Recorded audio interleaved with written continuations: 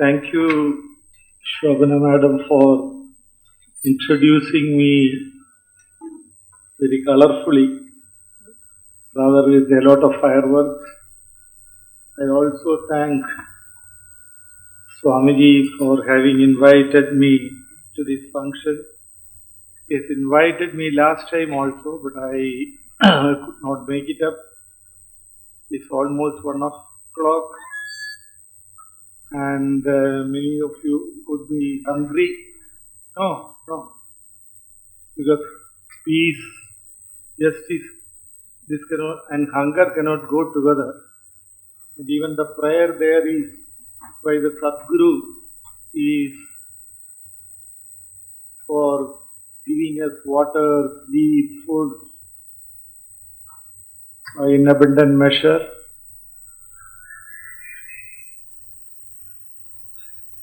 Last time also Swamiji invited me, but since I had some other preoccupations, I could not come. This time Swamiji exerted his very powerful weapon, his moral force, to come to this meeting and address you. As you all know, the moral force has much relevance. Even our freedom struggle was won not by physical force, but by moral force unleashed by Gandhiji through satyagraha, non-cooperation, boycott of foreign goods.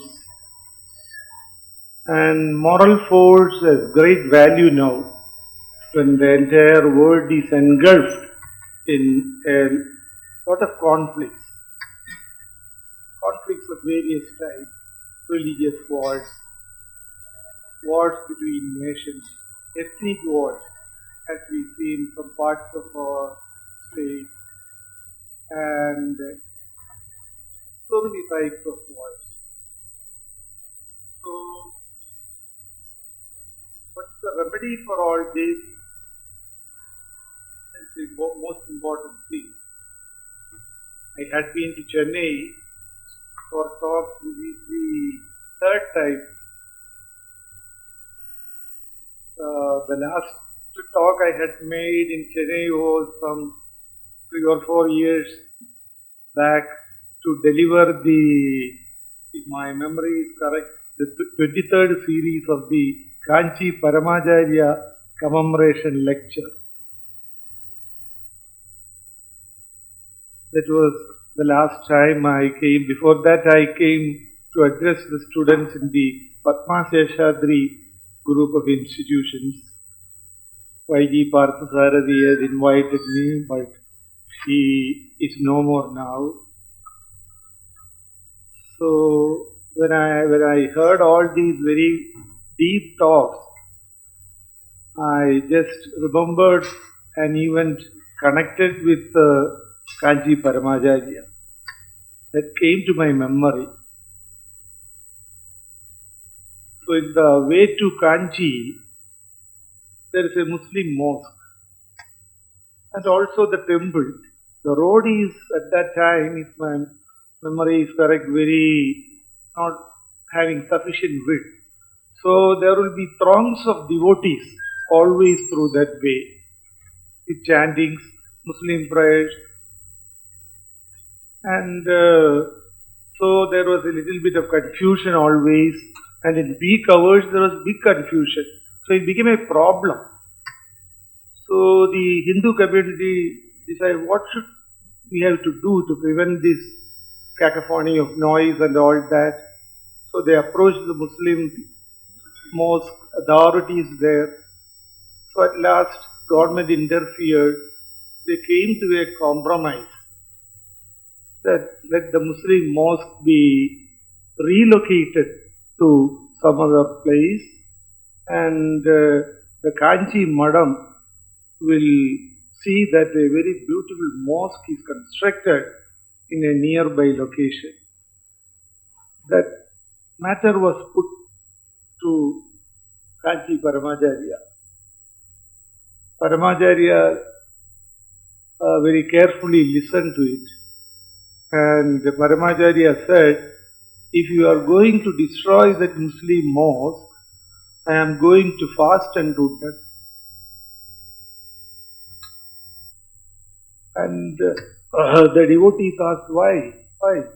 Because we are going to construct a very beautiful mosque, the place of where it stood. And all this confusion, all these things, the peace of that particular place will not be affected. The temple could also function and the mosque could also function in a peaceful manner.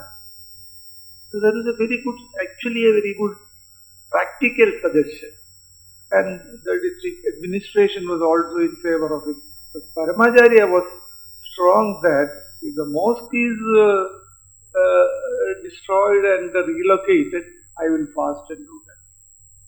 And the reason Paramacharya said was, I wake up at the Brahma Muhurta for my prayer and meditation, and my prayer and meditation gets dissolved or gets digested or gets integrated or coalesced into the call for prayer from the Muslim mosque. So the mosque cannot be relocated. That was the answer of Paramacharya. So still, see how a situation where conflict or a situation where a communal riot would have taken place has been resolved by Kaji Paramacharya.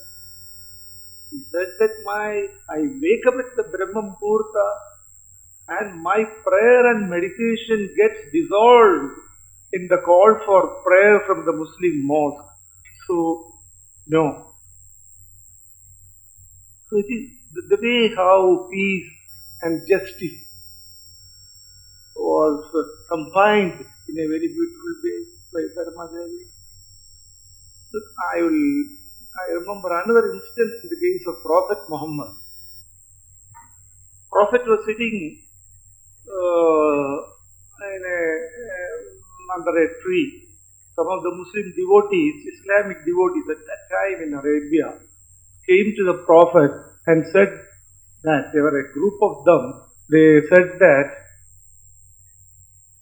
as we were coming to this place, we had seen a temple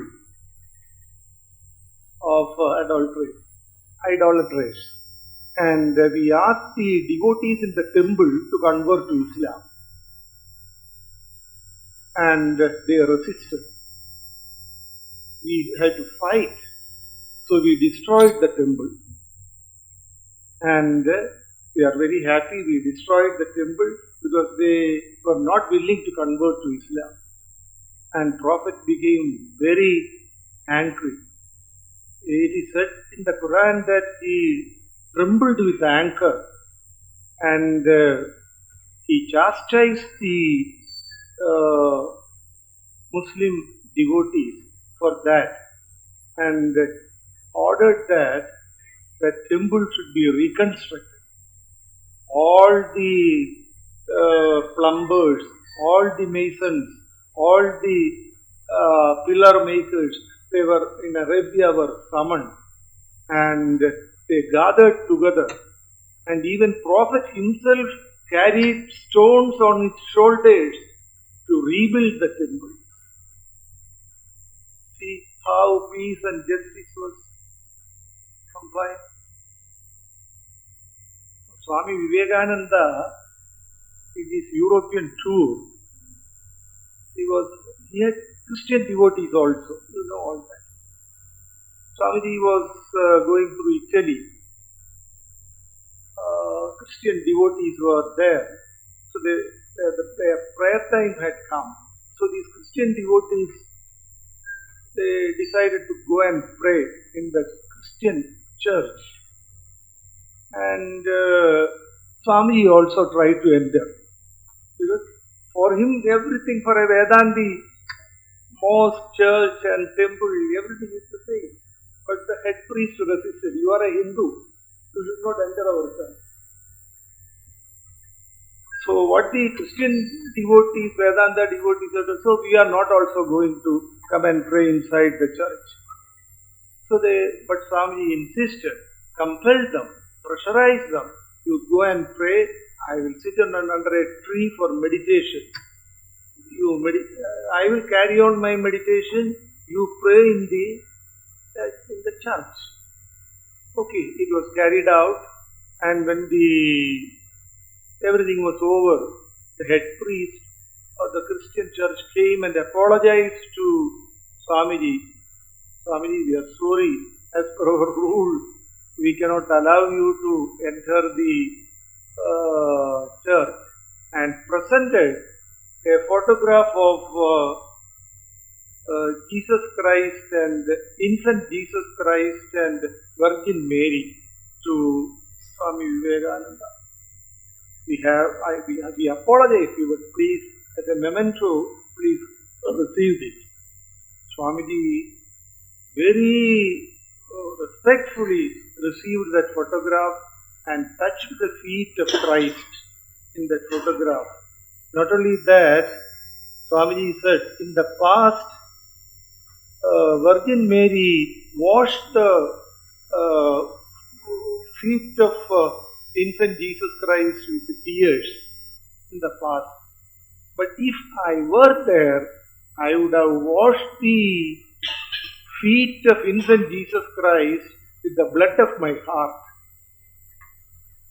That was Swamiji's remark. And Christians, fathers, are here.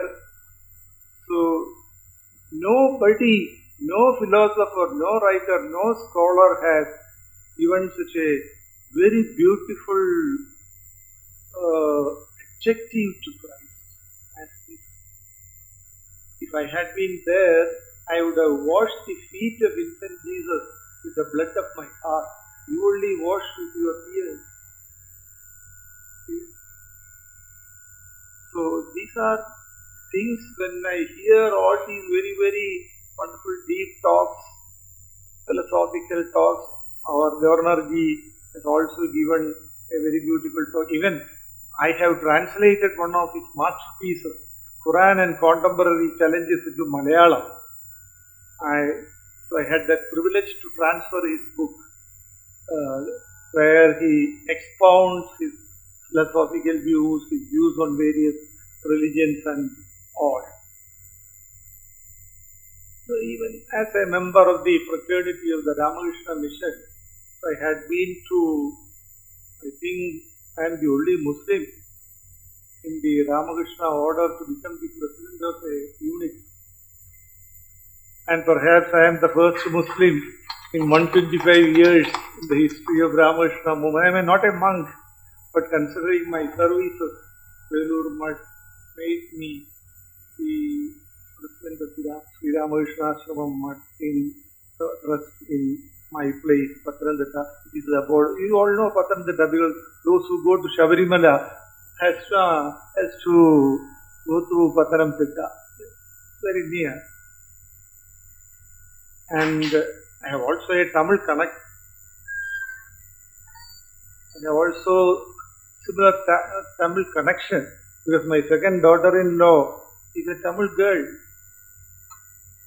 And she's a doctor in Balaji Medical College. So I have a lot of Tamil connection. Even Mr. P.A. Ramakrishnan, Vadyar boards, is no more. It was he who introduced me to Bharati Vidya Bhavan. And thus I became the director and secretary of Bharati Vidya Bhavan in Kerala, in one of the centers. No religion. So they all loved me. So I have another great friend with whom I have a telepathic bond, K.N. Ramaswamy, our director of Bharati Vidya Bhavan. When I last time came to Chennai, along with our Shankara Menon, we went to see him. He was not well. In the last Miladi Sharif, I think, I was in Belur Mutt. In Miladi Sharif. And I have brought some, at that time, some good dates from Saudi Arabia. In the Belur temple, on the evening prayer, this dates from Makkah was distributed as prasadam. During the Ramzan, I was in Tumkur. I celebrated Ramzan and Rama Navami in a Rama temple in Tumkur. When I went there to inaugurate a function in the Ramakrishna Mission in Madhal, it's a very beautiful mission center which was donated by one of the devotees in USA, around 65 acres. So we went to have an inaugural function there. Last month I had been to Bangladesh.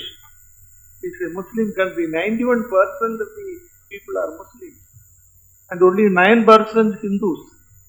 So mission thought it would be good if I go and a Muslim talks about Vedanta in a Muslim country.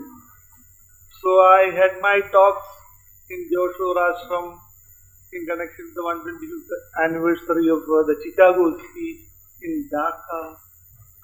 So there also, when I went to the Joshua Ashram, since this is a context of peace and justice and all that, one of the countries, locations which was most affected by the COVID was Bangladesh. So many people died. And people are dying in large numbers. And there was no facility to bury them. Who will come and bury? Whether to bury in the Hindu way, or whether to bury in the Christian way, or to bury in the Islamic way, these are all problems, creating confusion. Nobody is coming forward. Government was stagnant. Government is not taking any initiative because of the large number of deaths that is taking place. Ramakrishna Mission came forward. The volunteers of Ramakrishna Mission came forward. And what our volunteers did in Joshua Bangladesh Ashram was, they never cared about whether the government machinery moves or not.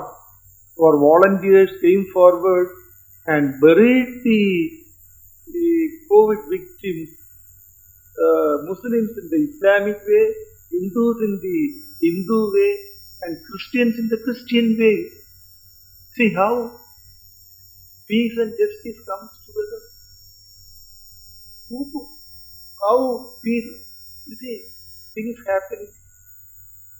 So if such organizations are there, in that context I should appreciate Swamiji. This is the 9th conference that is being conducted here. He is triggering a very great moment. In all my future speeches, next speech for me comes for on behalf of Ramakrishna in Sri Lanka. I have just returned from Australia last week after visiting the Ramakrishna Center in Sydney and our other places. It was then that Swamiji called me. The concept note, everything was sent to me only 2 days back. So I could not think more about peace and all that because I was not also in a peaceful mood because of the long travel and all. So I could not go fully through all those things. So after having gone through all these things in connection with my activities as a Vedanti, as a Muslim, and as a human being, I think that spirituality is same everywhere, as Swamiji and as the Gavarnaji has said, spirituality is same everywhere. But the problem is that, as somebody has said, religion is the skin and spirituality is the fruit. We all eat the skin and throw away the fruit. That is what happens. Spirituality is the fruit. Religion is the skin. What we are doing? We are not eating the fruit. We are eating the skin. So that is what is happening. All these religious conflicts arise because of that. If Lord Krishna and Prophet Muhammad were to meet one day, you suppose, if Lord Krishna and Prophet Muhammad were to meet one day, would they cut off their throat? They will be big friends. These are all our human creations. They won't cut their throats. They will be the greatest friends. I think there were four travelers. One traveler was an Arab, another traveler was a Persian, a third traveler was a Greek, and the fourth traveler was a Persian. These four travelers decided to have a tour. So they all came together. Let us go for a long walk to some good place and spend some time. A Persian, an Arab, a Greek, and an Arab. So these four travelers started their journey early morning. And they went for miles and miles and they got thirsty. And they began to find a solution for it. They were talking each other, what to do. They are hungry. So they entered a rest house or something on the roadside. And they were asking for something to eat. The Arab was asking, bring inam. Inam, not inam, E-N-A-B, inam. And the Persian was asking, bring uzum. And the Greek was asking, bring some stephen. And the Persian was asking, bring some mango. Everybody is in a confused state, what to do. But luckily, another traveler who know all the four languages came there. And in the commotion, the traveler asked, what is your demand? Please tell me. So they told that Arab traveler said, I want dinar. Persian traveler said, I want usum. Greek traveler said, I want stefil. And the Persian traveler said, I want mango. And luckily the man who came just there knew all the four languages. He immediately went to the market and purchased some grapes. All the four travelers wanted the same thing, but the language was different. The language was only different. The same is the case with the divinity and God. We speak different languages. So all the four travelers wanted grapes. So this is our requirement. We speak different languages. Even our Amarvanandamai in Kerala, she used to say, we are all travelers in different boats. In 4 or 5 or 6 boats, our shore is the same. But what happens in the world is that one traveler in one boat throws stones at the traveler in the other boat. The second traveler throws stones in the third boat. The traveler in the third boat throws stones at the fourth boat. So that is what is happening. Though their shore is weak, see, without any meaning, without any reason, endless struggles are going on in the name of religion and all these things.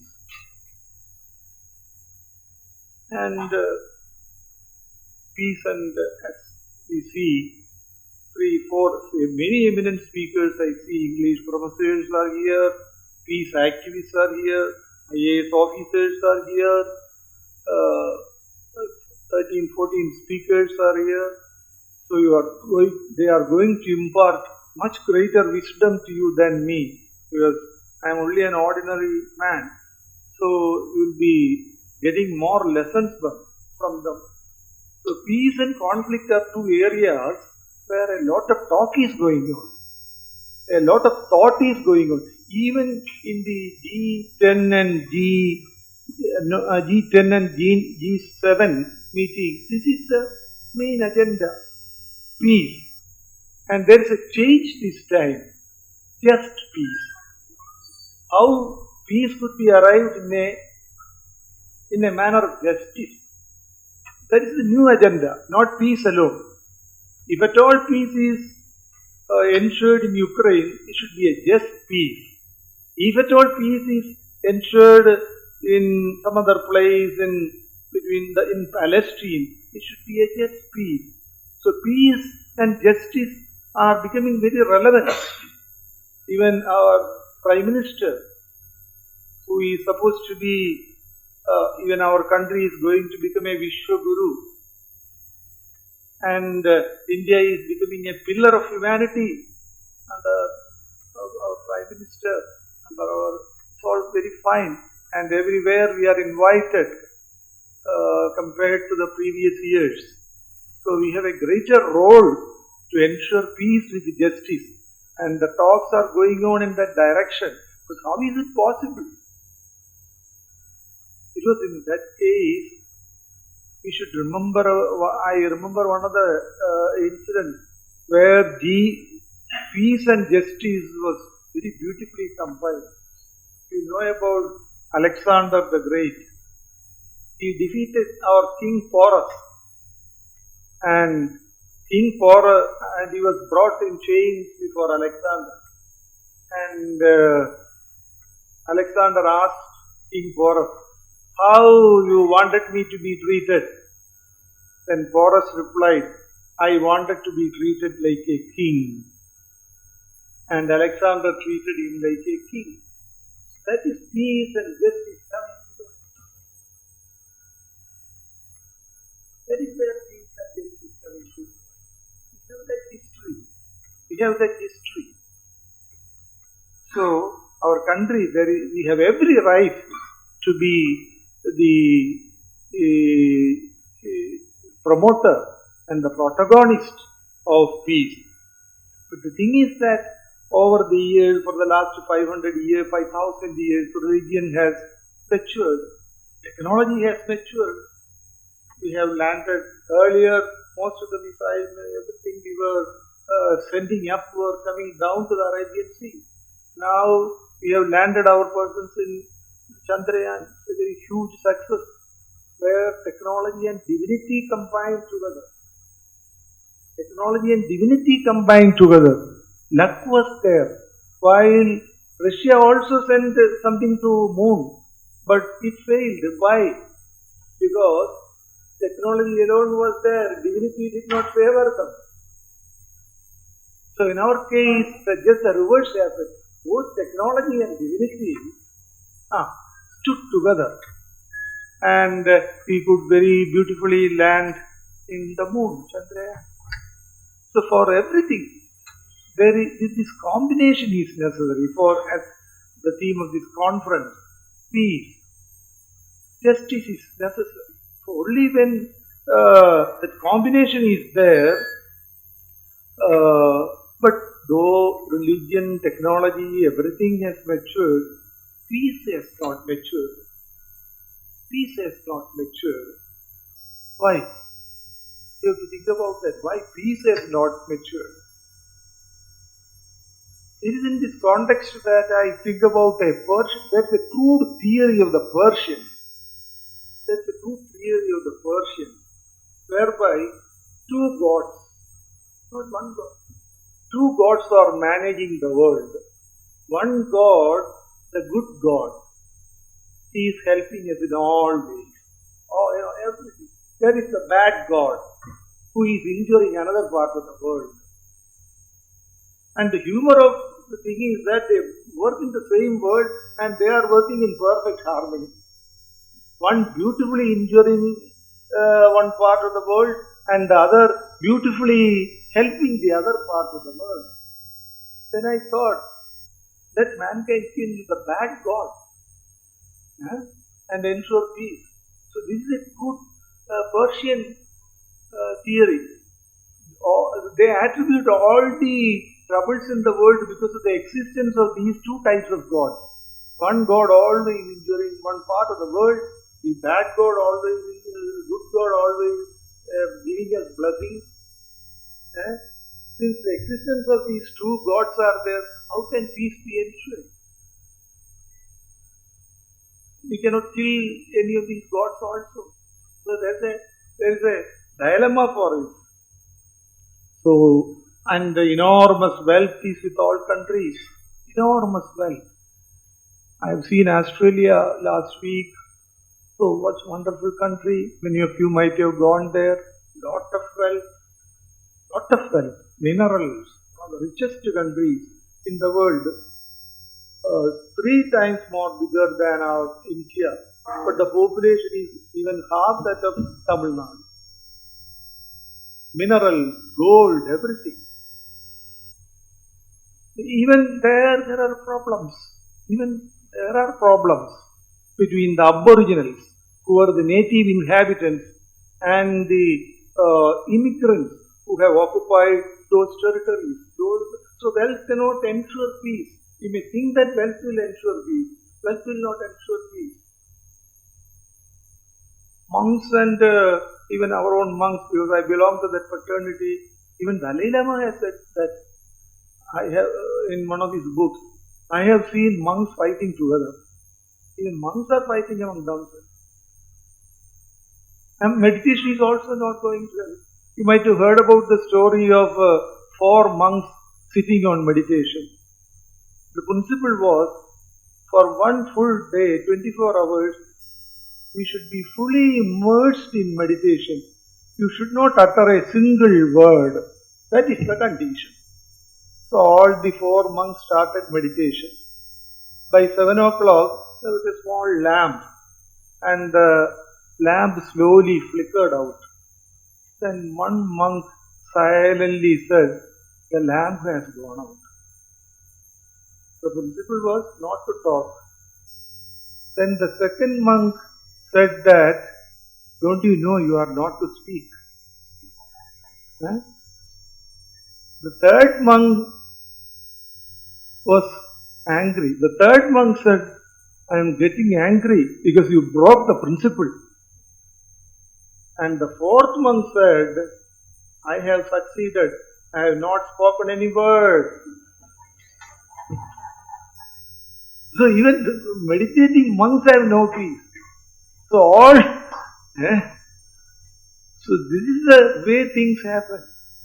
So one monk was distracted by a physical object, the lamp. The second monk was distracted by the principle. The third monk was distracted by anger. The fourth monk was distracted by ego.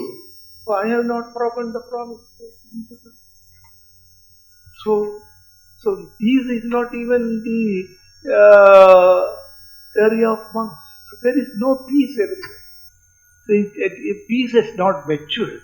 Peace is its infant stage even now. So everything else has matured. That is, we have all systems of philosophy, from material to physical, metaphysical, naturalism, annihilationism. We have Dharma of Hinduism. We have Islam, which preaches the extermination of the non-believers. Dharma of Hinduism is distracted by the existence of so many hundreds and thousands of castes, subcastes, claiming superiority over the other. There is the synthetic Hinduism of Mahatma Gandhi, annihilationism. There is Jainism, which disregards the existence of God. There is Buddhism, which disregards the existence of the soul. So many systems of philosophy we had in the ancient times. We had even Akbar, to bring about peace between the religions, founded Jinnilahi. But it could not last long. It failed, because it was a combination of Islamic principles and Hindu principles, Jinnilahi. But it did not survive. Then there was, now we have the Hindutva, with the territorial and cultural nationalism. How then this Vedic religion we have, Nara Seva is Narayana Seva. In Islam, we have this principle. Allah is, you see, the word in Arabic, Rahmatul Alameen. Muslims know. What is its meaning? Allah is the God of not Muslims alone, but the God of everyone. many Muslims may understand? Rahmatul Alameen, we used to say, which it means Allah is the God of all, not only the Muslims.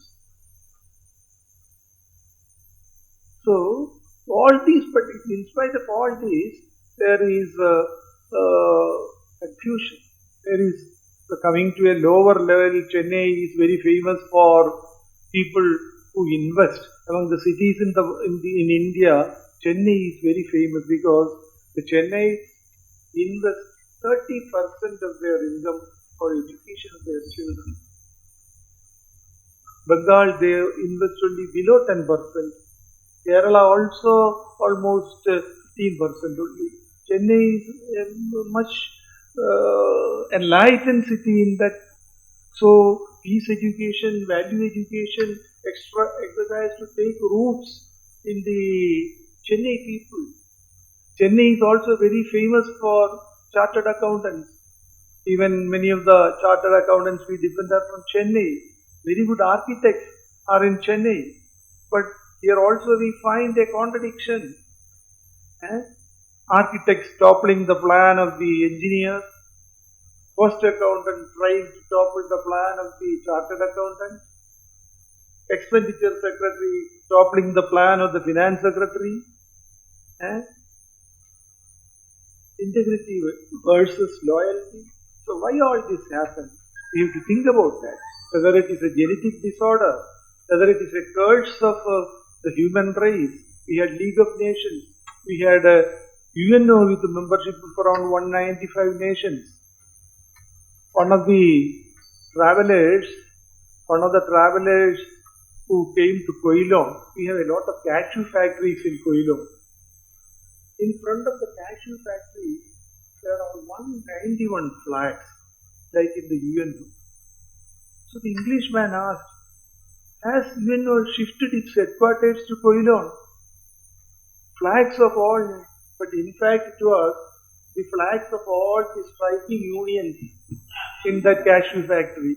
SF, CPM, CPI, Janata Dal, BJP, 191.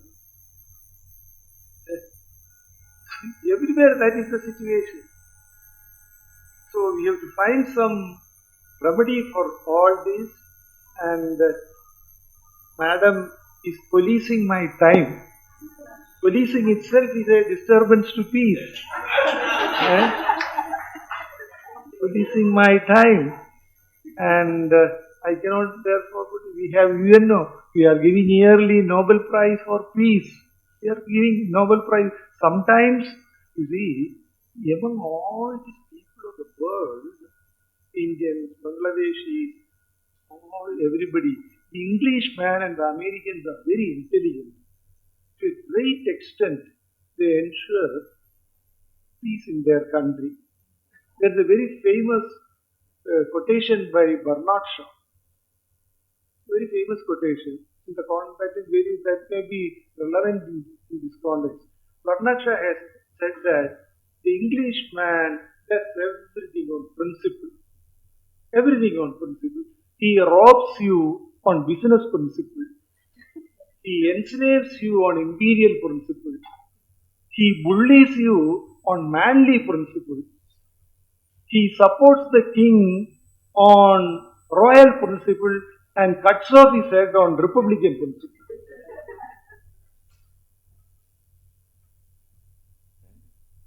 On the other hand, the Americans give a name for everything.